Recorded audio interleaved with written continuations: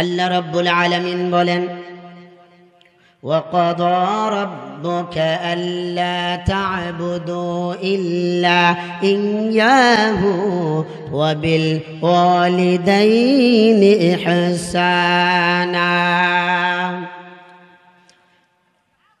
আল্লাহ রাব্বুল আলামিন বলেন, এই দুনিয়ার গোলাম, রব্বুল আলামিন বলেন, গোলাম রে ভালো করে শুনে নাও, ভালো করে শুনে নাও। وَقَضَى رَبُّكَ أَلَّا تَعْبُدُوا إِلَّا إِيَّاهُ وَبِالْوَالِدَيْنِ إِحْسَانًا। রব্বুল আলামিন বলেন, মৃত্যুর আগ পর্যন্ত নাম্বার 1 তুমি মা আর বাবার খেদমত করবা। 2 নাম্বার হইল, মৃত্যুর আগ পর্যন্ত তুমি মা বাবার শুধু খেদমত করলে চলবে না। রব্বুকা আল্লা তা'বুদু ইল্লা ইয়াহু, মৃত্যুর আগ পর্যন্ত রবের ইবাদত করো, রবের ইবাদত করো। আল্লাহ বলেন, বান্দারে রবের ইবাদত করে করে মৃত্যু পর্যন্ত যাও। শুধু তাই নয়, পাশাপাশি মা বাবার খেদমত করো। তুমি তোমার আল্লাহর হুকুম অনুযায়ী চলেছ, কিন্তু মা বাবার খেদমত করো নাই, তোমার কপালে জান্নাত নাই। আল্লাহ বলেন, মা বাবার সঙ্গে যখন 2 জনের মধ্যে 1 জন অথবা 2 জন বৃদ্ধ হয়ে যায় রে বাজান, যখন বৃদ্ধ হয়ে যায়, আল্লাহ বলেন, উফি ওয়ালা তানহারহুমা ওয়া আকুল লাহুমা কাওলান কারীমা। রব্বুল আলামিন বলেন, মা আর বাবার সঙ্গে উত্তম আচরণ করবা, ভালো ব্যবহার করতে হবে রে মুসলমান। আল্লাহ বলেন, মা বাবাকে ধমক দিয়ে কথা বলা যাবে না, উচ্চ আওয়াজে কথা বলা যাবে না, চোখ গরম করে কথা বলা যাবে না। আল্লাহ বলে, বান্দারে মার বাবার সঙ্গে নরম ভাষায় কথা বলবা, এমন কোনো কথা বলবা না, কষ্ট দিয়ে কথা বলা যাবে না। আল্লাহ বলতেছে, যেই কথার দ্বারা মার বাবা বলে, ওহ আমার সন্তান এমন কথা বলতে পারলো, আল্লাহ বলেন, কথা বলবা কেমন করে? কাওলান কারীমা। আল্লাহ বলে, বান্দারে মার বাবাকে সম্মান দিয়ে কথা বলবা, কাওলান কারীমা, সম্মান দিয়ে কথা বলবা। কাওলান সাদিদা, সহজ ভাষায় কথা বলবা। কাওলান লাতীফা, নরম ভাষায় কথা বলবা। আল্লাহ রাসূল সাল্লাল্লাহু আলাইহি ওয়াসাল্লাম বলেন, ও আমার উম্মতেরা শোনো, ভালো করে শুনে নাও রে, শোনো, ভালো করে শোনো। আল্লাহ রাব্বুল আলামিন ডাক দিয়ে বলে, মৃত্যুর আগ পর্যন্ত খেদমত করবা। এরপর আল্লাহর রাসূল সাল্লাল্লাহু আলাইহি ওয়াসাল্লাম বলেন, হুমা জান্নাতুকা ওয়া নারুকা, তোমার মা আর বাবা হলো তোমার জন্য জান্নাত অথবা জাহান্নাম। রাসূল কি বুঝাইলেন? রাসূল বলতে চাইলেন, তুমি যদি মায়ের খেদমত করো আর যদি বাবার খেদমত করো, তুমি জান্নাত পাইবা। আর যদি মা আর বাবার খেদমত না করো রে মুমিন, তাহলে কখনো তোমার কপালে জান্নাত নাই। এজন্য বলি যুবক, জান্নাত যদি পাইতে হয় রে যুবক, মার বাবার কদম ছাড়া তোমার কপালে জান্নাত নসিব হবে না, কপালে জান্নাত নসিব হবে না। যদি জান্নাত পাইতে হয় রে যুবক, এই 2টা কদম, মায়ের কদম আর বাবার কদম ছাড়া তোর কপালে জান্নাত নাই। আল্লাহ রাসূল সাল্লাল্লাহু আলাইহি ওয়াসাল্লাম বলেন, রিজুর রাব্বি ওয়া বিল ওয়ালিদাইন, কারো মা বাবা যদি এই সন্তানের উপরে সন্তুষ্ট থাকে, মা যদি সন্তানের উপরে সন্তুষ্ট থাকে আর বাবা যদি সন্তানের উপর খুশি হয়ে যায়, আল্লাহ রাব্বুল আলামিন বলেন, আমি রব, আমি মালিক আল্লাহ ওই গোলামের উপর খুশি হইয়া তার জিন্দেগীর গুনাহগুলো মাফ কইরা, বান্দাটা যদিও জাহান্নামী হয়, বান্দাটা যদি পাপী হয়, আল্লাহ বলে, আমি তো বাহানা তালাশ করি মার বাবার খেদমত করার কারণে আমি তাকে মাফ কইরা জান্নাতি বানাইয়া দে। এজন্য মা বাবার খিদমত করতে হবে। আল্লাহ রাসূল সাল্লাল্লাহু আলাইহি ওয়াসাল্লামের কাছে এক সাহাবী বলে, ইয়া রাসূলুল্লাহ, যদি মায়ের দিকে তাকাই, একবারে তাকাই কি হবে? বলে একটা কবুলিয়াত হজের সওয়াব হবে। যদি বলে দুইবার তাকাই, ইয়া রাসূলুল্লাহ দুইবার তাকাইলে কি হবে? বলে দুইটা কবুলিয়াত হজের সওয়াব হবে। আবার সাহাবী ডাক দিয়ে বলেন, নবী গো, যদি 100 বার তাকাই? আল্লাহর রাসূল ডাক দিয়ে বলেন, সাহাবী রে, যতবার মায়ের দিকে তাকাইবা 1000 বার যদি মায়ের দিকে তাকাও, 1000 কবুলিয়াত হজের সওয়াব হবে। বলেন সুবহানাল্লাহ। ধনী লোকের হজ হলো রে ভাই মক্কা মদিনায়, তোমার আমার হজ হলো রে মাতা পিতার চেহারায়। বলেন ঠিক কিনা? এজন্য মায়ের দিকে তাকাইলে একটা কবুলিয়াত হজের সওয়াব, আর বাবার দিকে তাকাইলে একটা কবুলিয়াত হজের সওয়াব। তবে ভালোবাসার নজরে তাকাইতে হবে, মায়ার নজরে তাকাইতে হবে। একজন মা সন্তানের জন্য কত বড় নিয়ামত, বাবা যে সন্তানের জন্য কত বড় নিয়ামত রে বাজান। সন্তান মায়ের পেটের মধ্যে যখন আসে, আল্লাহ তাআলা মায়ের পেটের মধ্যে আস্তে আস্তে বড় করতে থাকে। সন্তান একটা প্যাকেটের মধ্যে থাকে, 10 ইঞ্চি একটা প্যাকেটের মধ্যে সন্তান। আর সন্তানের এই মাথাটা রব্বুল আলামিন নিচের দিকে দিয়ে দিয়েছেন, আর সন্তানের পাটাকে মায়ের কলিজা বরাবর লাগাইয়া দিয়েছেন। সন্তান যখন 11 ইঞ্চি লম্বা হয়ে যায়, তখন সন্তানের ধাক্কা লাগার কারণে দুঃখিনী মায়ের কলিজাটা আর একটু উপরে উঠা যায়। সন্তান 12 ইঞ্চি লম্বা হয়, এই প্যাকেটটা আস্তে আস্তে বড় হইতে থাকে রে বাবা। সন্তান 13 ইঞ্চি, 14 ইঞ্চি, যখন 15 ইঞ্চি সন্তান লম্বা হয়ে যায়, তখন সন্তানের ধাক্কা লাগার কারণে দুঃখিনী মায়ের কলিজা অনেক উপরে উঠে যায়। আহারে, তখন মা ঠিক মতো খাওয়া দাওয়া করতে পারে না, ঠিক মতো নড়াচড়াও করতে পারে না। সন্তান এরপরে দুনিয়ার জমিনে যখন আসবে, দুনিয়ার জমিনে সন্তান আসার আগে 3টা লাথি মাইরা দুনিয়াতে আসে রে। এমন জোরে কষি লাথি মারে, সন্তান দুনিয়ার জমিনে আসার আগে মায়ের কলিজার মধ্যে জোরে 3টা লাথি মারে। প্রথম লাথিতে মায়ের রক্তদানিটা ফেটে যায়। প্রথম লাথিতে মা এত পরিমাণ ব্যথা পায়, মনে হয় কলিজা ফেটে যাচ্ছে। এবার দ্বিতীয় লাথিতে রক্তদানিটা ফেটে যায়। মুফাসসিরিনে কেরাম বলেন, কমপক্ষে মায়ের দেহ থেকে 2.5 কেজির মতো রক্ত মার দেহ থেকে বের হয়ে যায়।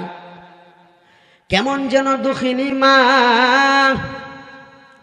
শহীদের মতো রক্তাক্ত হয়ে যায়। মা, এই মারে যুবক কেমনে কষ্ট দাও রে যুবক। তৃতীয়বার যখন সন্তান পা দিয়া মায়ের কলিজা মধ্যে লাথি মারে, এবার দুঃখিনী মা অজ্ঞান হইয়া পইরা যায়। মা বেহুশ।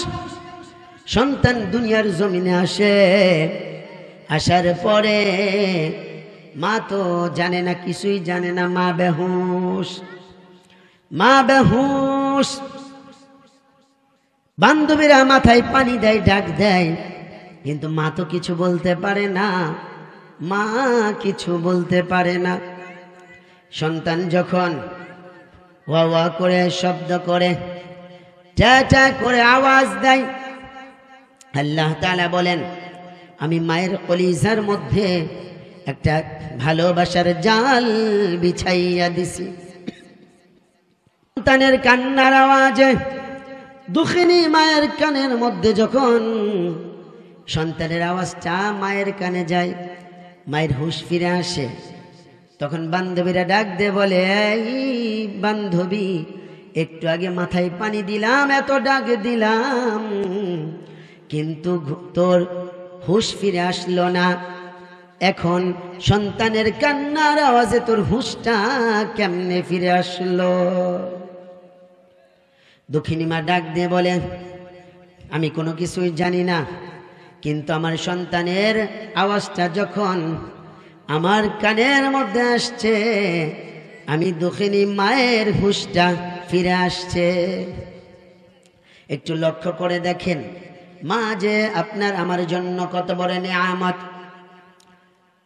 ছোটবেলায় মা আপনাকে ডান পাশে ঘুম পাড়াইছে, ওই জায়গাটা পেশাব করে নষ্ট করে দিয়েছেন।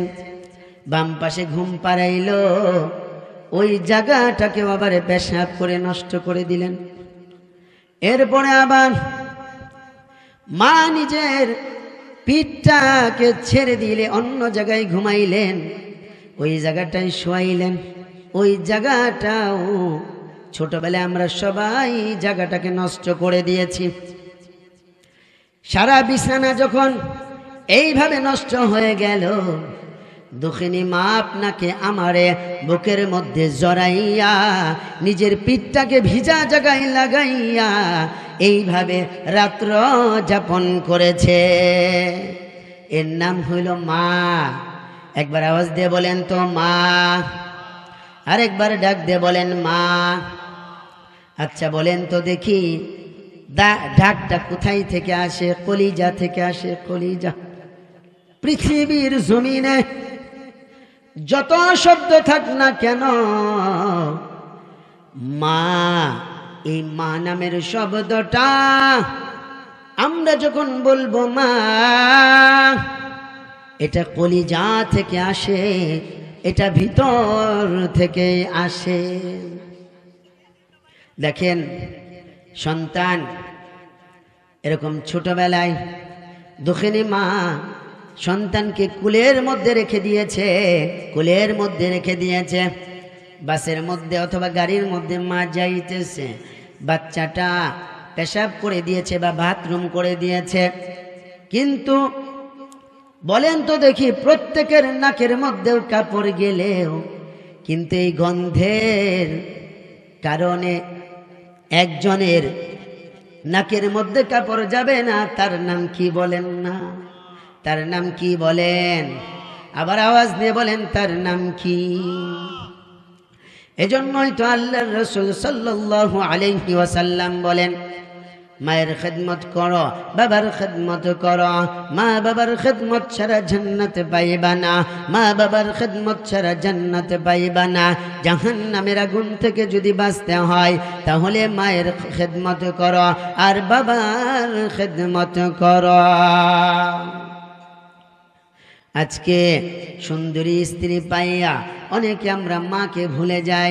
না না না যুবক, মাকে ভুলে যাওয়া যাবে না রে যুবক, মাকে ভুলে যাওয়া যাবে না। আজকে মাহফিল থেকে ওয়াদা করি, যাদের মা বাবা বেঁচে আছে বাড়ি যাব, বাড়িতে গিয়া মায়ের হাতটা ধরে মাফ চাইব, বাবার হাতটা ধরে মাফ চাইব। আর যাদের মা বাবা নাই, আমরা তো মাফ চাইতে পারবো না। আল্লাহর রাসূল সাল্লাল্লাহু আলাইহি ওয়াসাল্লাম বলেন, আমার কোনো উম্মত যদি জুমার নামাজের পরে মায়ের কবরের পাশে গিয়া অথবা বাবার কবরের পাশে গিয়া দাঁড়াইয়া, মা বাবার কবরের পাশে গিয়া দাঁড়াইয়া দুইটা হাত আমি রব্বে কারীমের দরবারে হাত উত্তোলন করে, বুখারীর মধ্যে এসেছে, আল্লাহর রাসূল বলেন, কবরের পাশে শুক্রবার জুমার নামাজের পরে মা বাবার কবরের পাশে সন্তান গিয়ে যদি মা বাবার জন্য দোয়া করে, আল্লাহ রাব্বুল আলামিন ওই দোয়া কবুল করে নেন। এজন্য মা বাবাকে ভুলে যাওয়া যাবে না, মা বাবাকে ভুলে যাওয়া যাবে না। চিন্তা করে দেখেন, আপনি যখন ছোট ছিলেন, আচ্ছা বলেন তো দেখি, আস্তে আস্তে ছোটবেলা থেকে আপনার হাত পায়ে তেল মালিশ করে করে আপনাকে লালন পালন করলেন তিনি মা আর বাবা, মা আর বাবা। আপনি মাছের কাঁটাটা বেছে খেতে পারতেন না, মাছের কাঁটাটা বেছে তারপরে শক্ত খাবারটাকে নরম করে, শক্ত ভাতটাকে আঙ্গুল দিয়ে টিপা টিপা নরম করে, খাবারটাকে নরম করে যেই মা আপনার মুখের মধ্যে তুইলা দিলেন, এই মাকে ভোলা যাবে? আপনি যখন যেইটা খেতে চেয়েছেন, বাবা আমি গরুর গোশত খাবো, এইটা খাবো, সেইটা খাবো, আপনার বাবার কাছে টাকা না থাকলেও কর্জ করে হলেও আপনার জন্য সেই খাবারের ব্যবস্থা করেছে। কিন্তু আজকে দুঃখের বিষয়, বাবা যখন বৃদ্ধ হয়ে গেল, মা যখন বৃদ্ধা হয়ে গেল, ওষুধের টাকা লাগবে, আপনার কাছে কেন বারবার ওষুধের টাকা চাইতে হয়? আপনার কাছে কেন ফলের টাকা চাইতে হয়? মার তো মন চেয়েছে আপেল খাবে, আপনার কাছে বারবার কেন টাকা চেতে হয়? মার মন চেয়েছে গরুর গোশত খাবে, আপনার কাছে বারবার কেন বলতে হয়? ছোটবেলায় আপনি যখন ছোট ছিলেন, আপনাকে যেইভাবে লালন পালন করেছে, আপনি যখন ছোট ছিলেন আপনাকে যেইভাবে মার বাবা লালন পালন করেছে, আদর করেছে, বাথরুম পরিষ্কার করে দিয়েছে, ভালোবেসেছে, মায়া করেছে, মহব্বত করেছে, ঠিক তেমনি ভাবে আপনার মা আর বাবা যখন বৃদ্ধ হয়ে যায়, শিশুর মতো হয়ে যায়, ঝাড়ি দিয়ে কথা বলা যাবে না। ছোটবেলায় না বাবার কাছে কত আবদার করেছেন, কই আপনার বাবা তো আপনাকে ঝাড়ি দেয় নাই। মায়ের কাছে না কত আবদার করেছেন, আপনাকে কখনো ঝাড়ি দেয় নাই। আজকে মা বাবা যখন বৃদ্ধ হয়ে গেল, বারবার যখন আপনার কাছে জিজ্ঞেস করে, বাবা আপেল খাবো, বাবা এইটা খাবো, সেইটা খাবো, বাবা টাকা লাগবে, বাবা ওষুধের পয়সা লাগবে, আপনি ধমক দিয়ে বলেন বুড়া কেন কথা বলে? এখন বুড়াকে ভালো লাগে না, এখন বৃদ্ধা মাকে ভালো লাগে না। তুমি তোমার শৈশবের কথা খেয়াল করো। এই জন্য তো আল্লাহ বলেছেন, তুমি তোমার মাকে আর বাবাকে ওইভাবে স্নেহ করো, ওইভাবে ভালোবাসো, ওইভাবে ভালোবাসো, ওইভাবে ভালোবাসো। ছোটবেলায় তোমাকে যেইভাবে লালন পালন করেছে, ছোটবেলায় যেইভাবে তোমাকে ভালোবেসেছে। আচ্ছা বলেন তো দেখি, আপনি ছোট, আপনাকে নিয়ে মা আর বাবা রাস্তায় চলতেছে, কত আবদার করেছেন, সব পূরণ করেছে।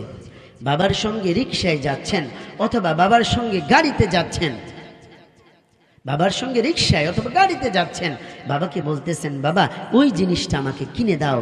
বাবার কাছে টাকা না থাকলেও কিন্তু আপনাকে ধমক দেয় নাই, আপনাকে ধমক দেয় নাই, আদর আর ভালোবাসা মহাব্বতে পিঠের উপরে হাত বোলাইয়া বলছে, বাজান তোমাকে পরে কিনে দেব, পরে কিনে দেব বাজান, পরে কিনে দেব, আদর করে ভালোবাসার সাথে বলছে। আজকে আমাদের সমাজের ভেতরে মা আর বাবা বৃদ্ধ হয়ে গেলে এদের কোনো দামই থাকে না, সন্তানের কাছে মূল্যায়ন থাকে না। মা বৃদ্ধা হয়ে গেছেন, সন্তানের কাছে মূল্য নাই। বাবা বৃদ্ধ হয়ে গেছে, সন্তানের কাছে মূল্য নাই। আল্লাহ বলেন, শুধু সন্তান নয়, আমার বৃদ্ধ বান্দা বান্দি, আমার বৃদ্ধ বান্দা বান্দি বৃদ্ধ হয়ে গেছে, সমাজের মানুষ তাকে দাম দেয় না, সন্তান তাকে দাম দেয় না, সন্তান অবহেলা করে, বুড়া বলে, বুড়ি বলে, আর সমাজের মানুষগুলো এরকমভাবে বৃদ্ধকে দাম দেয় না, বৃদ্ধাকে দাম দেয় না। আল্লাহ বলেন, মানুষের কাছে আমার এই গোলামের দাম নাও থাকতে পারে, আমার গোলাম যদি হাজারো বছর গুনাহ করে, আমার গোলাম যদি সারা জীবন গুনাহ করে, আল্লাহ বলেন লা তাকনাতু মির রাহমাতিল্লাহ, ও বান্দা নৈরাশ হইও না, আমার রহমত থেকে নৈরাশ হইও না। আল্লাহ বলেন, বান্দা কেন নৈরাশ হও বান্দা? আল্লাহ বলেন ইন্নাল্লাহা ইয়াগফিরুজ যুনুবা জামিয়া। হাজার গুনাহ করেছো বান্দা, হাজার গুনাহ করেছো, একবার হাত তুলেই দেখো না, একবার হাত তুলেই দেখো না। বান্দারে, তুমি হতে পারো পাপী, হতে পারো গুনাহগার বান্দা, কিন্তু আজকে সমাজের মধ্যে তোমার দাম নাই। তুমি বিদ্ধ হয়ে গিয়েছো, বিদ্যা হয়ে গিয়েছো। তোমার কাছে সমাজের মানুষের কাছে দাম না থাকতে পারে, সন্তানের কাছে দাম না থাকতে পারে, কিন্তু আমি এমন মালিক, তোমার শরীরটা কাঁপতেছে। আল্লাহ বলেন আমার কুদরতে কদমে তুমি সেজদা দাও, কিন্তু তুমি ঠিক মতো সেজদাও দিতে পারতেছ না, তোমার শরীরটা কাঁপতেছে। আল্লাহ বলে বান্দা রে, সেজদা ঠিক মতো হচ্ছে না, আমি তো জানি ইবাদত ঠিক মতো হচ্ছে না, তারপরেও আসো না নামাজে যদি দাঁড়াইয়া কুদরতে কদমে সেজদা দিয়া দুই হাত আমি রবের দরবারে বাড়াও। তুমি যত গুনাহগার হও না কেন বান্দা, খাস দিলে যদি তওবা করতে পারো, আল্লাহ বলেন আমার কাছে তোমার এত দাম, আমার কাছে তোমার এত দাম, আমার কাছে তোমার এত কদর, আমার কাছে তোমার এত মূল্যায়ন। ও বান্দা, তুমি জানো নি কেমন মূল্যায়ন? আমি তোমাকে কত ভালোবাসি, কত মহব্বত করে আদর করে বানাইছি। ও বান্দা, তুমি জানো তুমি গুনাহ করেছ, তুমি বিনাইয়া বিনাইয়া যখন কান্না করবা আর আল্লাহরে বলবা আল্লাহ ভুল করে ফেলছি, আমি তো অন্যায় করে ফেলছি, গুনাহ করছি, আল্লাহ বলে বান্দারে তোর চোখের পানি নাকের ডগায় আসার আগে তুই যদি জাহান্নামী হয়ে থাকিস, খাস দিলে মাফ চাইলে তোর নামটাও যদি জাহান্নামের খাতায় থাকে, আল্লাহ বলেন জাহান্নামের খাতা থেকে নাম কাইটা তোর নামটার আমি জান্নাতের খাতায় উঠাই দেব। বলেন সুবহানাল্লাহ। তওবার একটা ঘটনা আপনাদেরকে বলি, যেন মাফ চাবো কার কাছে বলেন? আল্লাহর কাছে।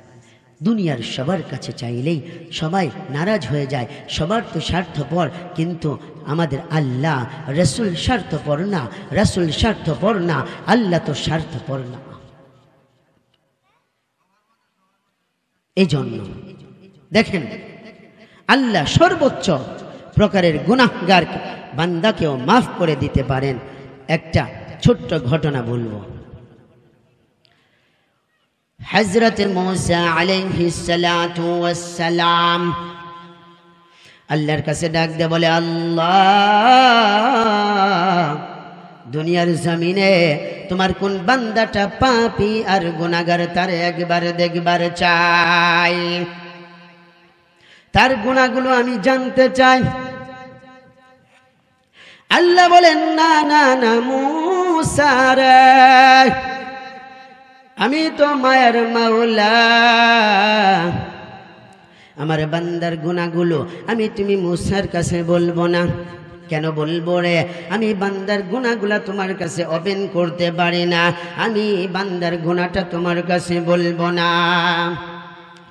হযরত মুসা আলাইহিস সালাতু ওয়াস সালাম বলেন আল্লাহ, বান্দার গুনাহটা নাই বললা আল্লাহ, কিন্তু দুনিয়ার জমিনে কোন বান্দাটা সবচেয়ে বেশি পাপী আর তোমার কাছে ঘৃণিত? আল্লাহ বলে মুসা, আমার বান্দারে তুমি দেখতে পারবা, কিন্তু কোনো কথা বলতে পারবা না। বলে আল্লাহ কিভাবে দেখবো? বলে সকাল বেলায় ফজরের পরে ভোর সকালে ওই রাস্তায় গিয়া দাঁড়াইবা, যেই লোকটা আসবে সেই লোকটা গুনাহগার পাপী আর জাহান্নামে।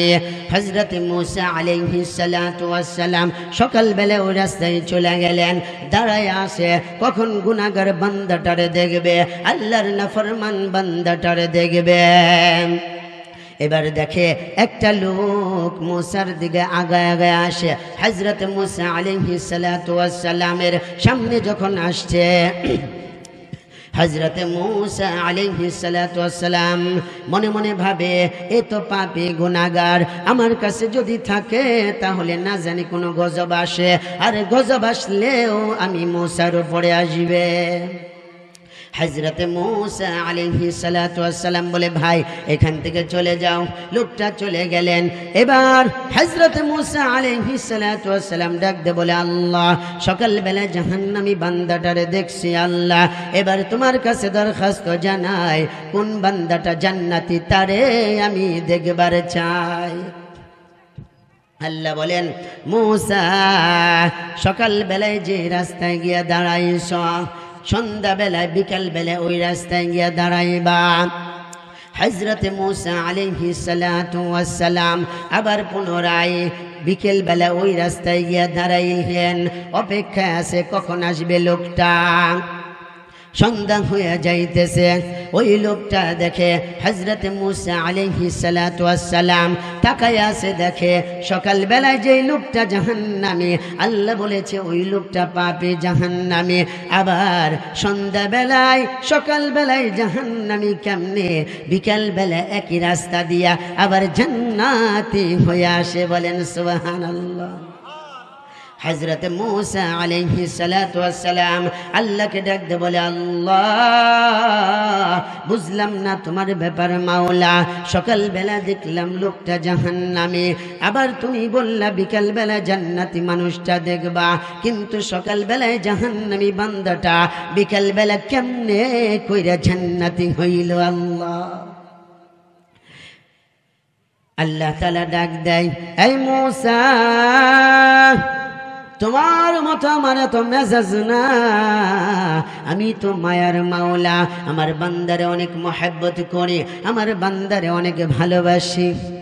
মূসা জাননি আমার বান্দাটা সকালবেলা পাহাড়ের চূড়ায় গিয়া দুই হাত বাড়াইয়া হাউ মাউ করে কান্না করছে, বিনাইয়া বিনাইয়া কান্না করছে, কাকুতি মিনতি করে ডাক দিছে, আল্লাহ জীবনে অনেক গুনাহ করেছি, জীবনে অনেক গুনাহ করেছি আল্লাহ, আর গুনাহ করব না, গুনার কাছেও যাব না। আল্লাহ বলে, মূসা জানো আমার বান্দাটা যখন এভাবে বিনাইয়া বিনাইয়া কান্না করছে, হাউ মাউ করে কান্না করছে, গুনাহের জন্য অনুতপ্ত হয়েছে, আমার বান্দার চোখের পানি নাকের ডগায় আসার আগে আমার বান্দাটা তো জাহান্নামী ছিল আমি জানি। এই জাহান্নামী বান্দাটারে তার জাহান্নামের খাতা থেকে নাম কাইটা, আরে মূসা জানো তার চোখের পানি নাকের ডগায় আসার আগে ওর নামটা জাহান্নামের খাতা থেকে কাইটা তার নামটা আমি জান্নাতের খাতায় লেখা দিছি। বলেন সুবহানাল্লাহ। এই জন্য মালিকের দরজা থেকে নৈরাশ হওয়া যাবে না, মালিকের দরজা থেকে নৈরাশ হওয়া যাবে না বাজান।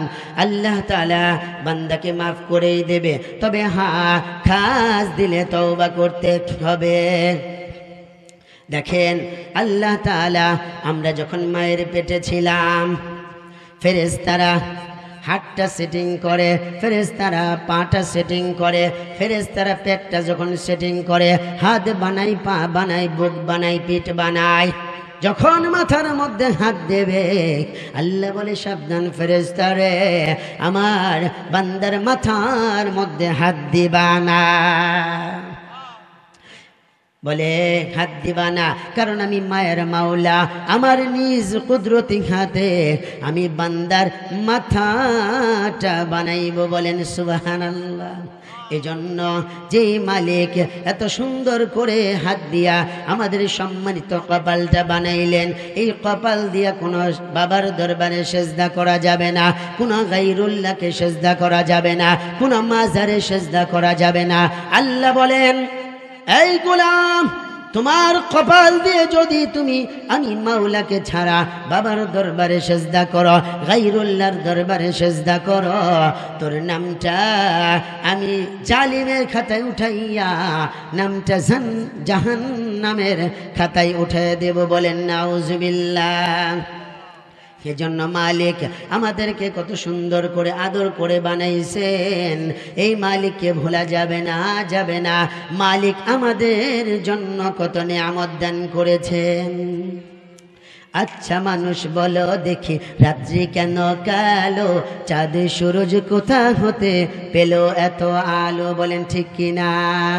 পশু পাখি কয় না কথা, মানুষ কেন কয়? বলো বলো বলো মানুষ, এসব কেমন করে হয়? ঠিক কিনা? ফুলগুলি সব নানান রঙে কেমন করে হয়? পাতাগুলো সবুজ বটে, ফুলের মতো নয়। ঠিক কিনা? দুধ কেন হয় সাদা, মরিচ কেন ঝাল? আমগুলি পাকলে আবার কেমনে হয় তালাল? আচ্ছা মানুষ বলো দেখি বাস করিবে রঙ্গে, হাতের রেখা আর চেহারা মিলে না কারো সঙ্গে, হাতের রেখা আর চেহারা মিলে না কারো সঙ্গে, আর মিলে না কথার ধরন আঙ্গুলেরও টিপ, আর মিলে না কথার ধরন আঙ্গুলেরও টিপ, স্রষ্টায় আছে একজন এবার প্রমাণ হলো ঠিক, স্রষ্টায় আছে একজন এবার প্রমাণ হলো ঠিক, বলেন ঠিক কিনা? এজন্য আল্লাহকে ভালোবাসতে হবে, নবীজিকে ভালোবাসতে হবে। দেখেন নবীর প্রেম থাকতে হবে কলিজার মধ্যে। আল্লাহর ভালোবাসা যদি হৃদয়ের মধ্যে না থাকে, নবীর প্রেম যদি কলবের মধ্যে না থাকে, আপনি যত ইবাদত আমল করেন না কেন, আচ্ছা বলেন তো দেখি, হৃদয়ের মধ্যে যদি আল্লাহর ভালোবাসা, নবীর প্রেম, নবীর প্রেম, নবীর প্রেম না থাকে, আপনার ইবাদত কবুল হবে? বলেন কবুল হবে? কখনো হবে না। রওজার পাশ দিয়ে যখন গিয়েছি, রওজার পাশ দিয়ে যাওয়ার সময় দেখলাম অনেক মানুষ ইয়া রাসূলুল্লাহ, ইয়া হাবিবাল্লাহ বলে কান্না করতেছে। নবীজির রওজার পাশ দিয়ে অনেক মানুষগুলো যায়, সালাম দিয়ে চলে যায়, চোখে পানি নাই। আবার অনেক আছে নবীজির আশেক, হাও মাও করে কান্না করে, হাও মাও করে কান্না করে। অনেক মা বোনদেরকেও দেখেছি দূর থেকে সবুজ মিনারের দিকে তাকায়া তাকাইয়া ইয়া রাসূলুল্লাহ, ইয়া হাবিবাল্লাহ বলে কান্না করতে থাকে। এটা হলো প্রেম, নবীর প্রতি ভালোবাসা। আমি নিজেই তো গুনাহগার। রওজার সামনে যখন যাব, রওজার সামনে যাওয়ার আগে আমার পা দুইটা থেমে গেছে, আর মনে মনে ভাবতেছি ইয়া রাসূলুল্লাহ, ইয়া হাবিবাল্লাহ, নবী গো, আপনাকে তো এইভাবে ভালোবাসতে পারি নাই, আপনাকে তো এইভাবে ভালোবাসতে পারি নাই। নবী গো, আপনার রওজার পাশ দিয়ে আসবো, আমার বড় ভয় হইতেছে, আমার লজ্জা লাগতেছে। নবী গো, আপনার গুনাহগার উম্মত, বাংলাদেশ থেকে আসলাম, কিন্তু রওজার পাশ দিয়ে আসার সাহস হচ্ছে না।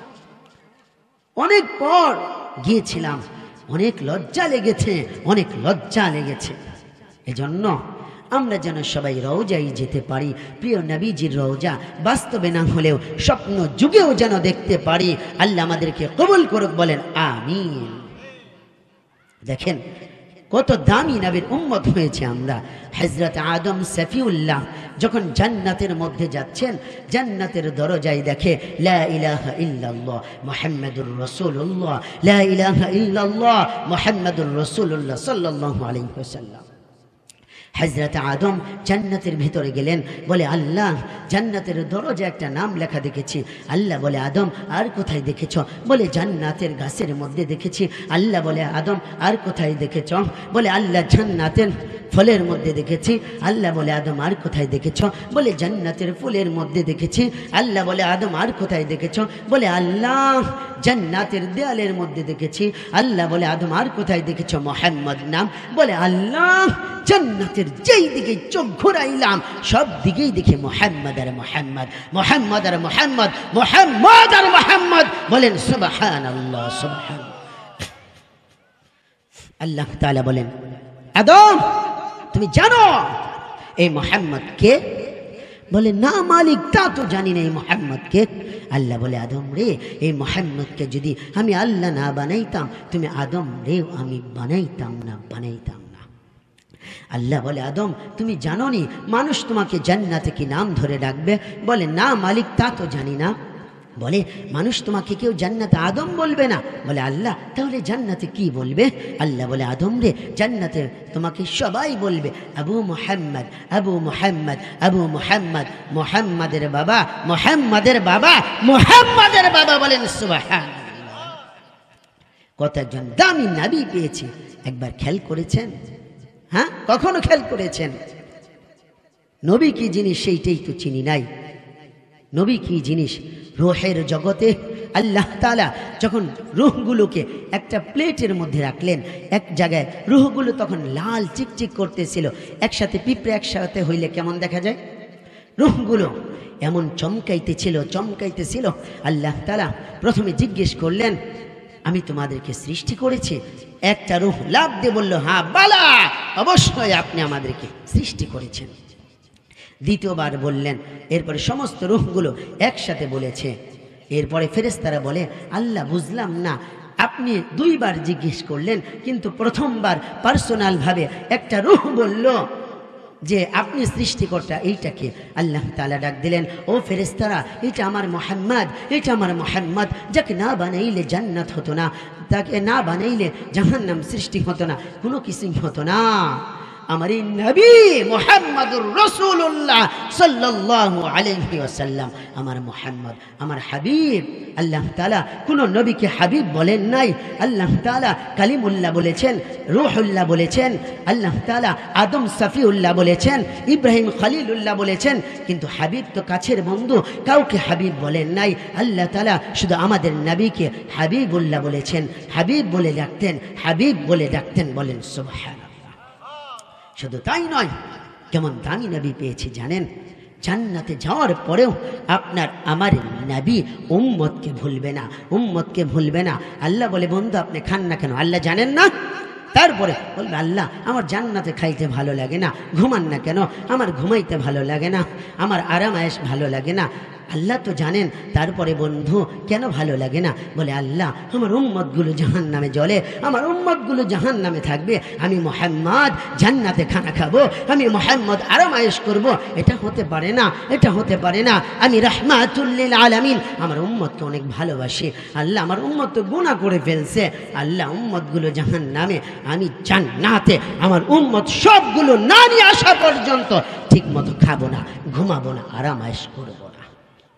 শুধু তাই নয়, প্রিয় নবীজি কিছুদিন পর পরই জাহান্নামের কিনারে গিয়ে সেজদায় পড়ে পড়ে উম্মতের জন্য কাঁদবেন, সেজদায় পড়ে পড়ে উম্মতের মায়ায় কাঁদবেন, উম্মতের মায়ায় কাঁদবেন। আল্লাহ বলে, হাবিব আপনি মাথা উঠান। ও বন্ধু তুমি জানো তোমার সেজদার কত ওয়েট, তোমার সেজদার কত দাম? ও বন্ধু, এইভাবে জাহান্নামের কিনারে তুমি যদি সেজদায় পড়ে কাঁদো, জাহান্নাম তো ভেঙে যাবে, জাহান্নামের অস্তিত্ব থাকবে না। কি চাও বলো? তখন নবীজি বলবেন, রাব্বি হাবলি উম্মতি, আল্লাহ উম্মত চাই, উম্মত তো গুনাহ করে ফেলছে, উম্মত তো গুনাহ করে ফেলছে। আল্লাহ বলেন, হাবিব উম্মতগুলো জান্নাতে নিয়ে যান। কিছু কিছু উম্মত নবীজি কিছুদিন পর পরই জাহান্নামের কিনারে এসে সেজদায় পড়ে পড়ে নিজের উম্মতগুলো তুলে তুলে নিয়ে যাবে। ও মুমিনপুরের মুসলমান, ও ধনবাড়ির মুসলমান, শেষ পর্যন্ত কিছু কিছু উম্মত তুলতে তুলতে তুলতে তুলতে একটা উম্মত জাহান্নামে থাকবে না। বলেন সুবহানাল্লাহ। সমস্ত উম্মতগুলো তুলে নিয়ে যাবে জান্নাতে। আমার নবী, দয়ার নবী, রাহমাতুল লিল আলামিন, রাহমাতুল লিল আলামিন। এই জন্যই তো সমস্ত নবীর নবী। শুধু তাই নয়, হাশরের ময়দানে আল্লাহ বলেন, আসা আইয়াবআসাকা রাব্বুকা মাকামান মাহমুদা।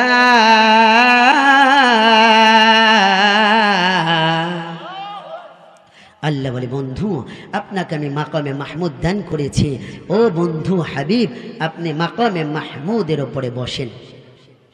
আল্লাহ তাআলা প্রথমবার বলবেন মাকামে মাহমুদের উপরে বসেন। প্রিয় নবীজি দুইটা হাত মাকামে মাহমুদের উপর রাখবেন আর হাউমাউ করে কান্না করবেন। দ্বিতীয়বার বলবে বন্ধু বসেন, তখনও নবী কাঁদবেন। তৃতীয়বার যখন বসতে বলবেন তখন নবীজি কাঁদবেন। আল্লাহ বলে, হাবিব আপনি বসেন না কেন? আল্লাহ আমি যদি মাকামে মাহমুদে বসি, ও মালিক, ও রব আল্লাহ, আমার উম্মতের হিসাব কিতাব শুরু হয়ে যাবে, মিজানে কে দৌড়াবে, আল্লাহ পুলসিরাতের কোণের কিনারে কে যাবে, আল্লাহ উম্মতের হিসাবে কিতাবের পাশে কে থাকবে, কে থাকবে, কে থাকবে? নবীকে যারা ভালোবাসবে, নবীর উপর দরুদ ইব্রাহিম পড়বে, নবীকে যারা ভালোবাসবে, আল্লাহ তাআলা এই ভালোবাসাকে, এই দরুদকে আল্লাহ তাআলা মিজানের পাল্লায় উঠাইয়া তারপরে তাকে জান্নাতি বানায় দিবে, জান্নাতি বানায় দিবে। শুধু তাই নয়, আল্লাহ রাসূল সাল্লাল্লাহু আলাইহি সাল্লাম বলেন, আমার যে উম্মত আমাকে ভালোবাসবে, আল্লাহ বলেন, কুল ইন কুনতুম তুহিব্বুনাল্লাহ। বন্ধু আপনি আপনার উম্মতদেরকে জানিয়ে দেন, আপনাকে যদি কেউ ভালোবাসতে চায়, সে যেন আমি আল্লাহকে ভালোবাসে, আমি মালিককে যদি কেউ ভালোবাসে, আপনাকে ভালোবাসা হবে। আরেক জায়গায় এসেছে, মান আহাব্বা সুন্নতি, আল্লাহ রাসূল বলেন যে আমার সুন্নতকে ভালোবাসলো, ফাকাদ আহাব্বানি, সে যেন আমি নবীকেই ভালোবাসলো। আমি নবীকে যে ভালোবাসবে, কানা মাই ফিল জান্নাহ, ওই উম্মত আমার সঙ্গেই জান্নাতে থাকবে। বলেন সুবহানাল্লাহ। আল্লাহর রাসূল সবাই পড়ি সাল্লাল্লাহু আলাইহি ওয়াসাল্লাম বলেন, আমার যে উম্মত আমাকে ভালোবাসবে, দুনিয়া লাথি মেরে ছেড়ে দিবে, দুনিয়া ছাড়বে, দুনিয়া ছাড়বে, দুনিয়া ছাড়বে, আখিরাত ধরবে, আখিরাত ধরবে, আখিরাত ধরবে। আল্লাহ বলেন, এমন আল্লাহর গোলাম, এমন আমার আশিক আর প্রেমিক যে আমাকে ভুলবে না, আমাকে ভুলবে না, আমার উপরে দুরূদ পড়বে, আমার মালিককে ভুলবে না।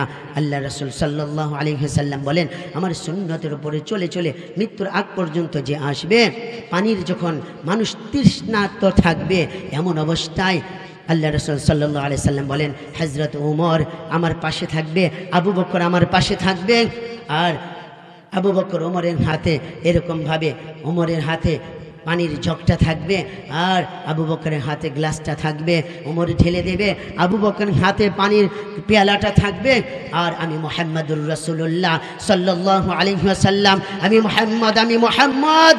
আল্লাহর রাসূল বলেন, ওই পানির পাত্রটা আমার যে আশিক ছিল, আমার যে প্রেমিক ছিল, দুনিয়ার জমিনে আমাকে যারা যে ভালোবেসেছে, আমি মুহাম্মদুর রাসূলুল্লাহ সাল্লাল্লাহু আলাইহি ওয়াসাল্লামকে সাল্লাম, আমি ওই আশিককে, আমার ওই প্রেমিককে আমি মুহাম্মদুর রাসূলুল্লাহ ওর ঠোঁটের মধ্যে পানির পেয়ালা লাগাইয়া পানি পান করাইয়া দেব, জান্নাতে যাওয়া পর্যন্ত তৃষ্ণা লাগবে না, তৃষ্ণা লাগবে।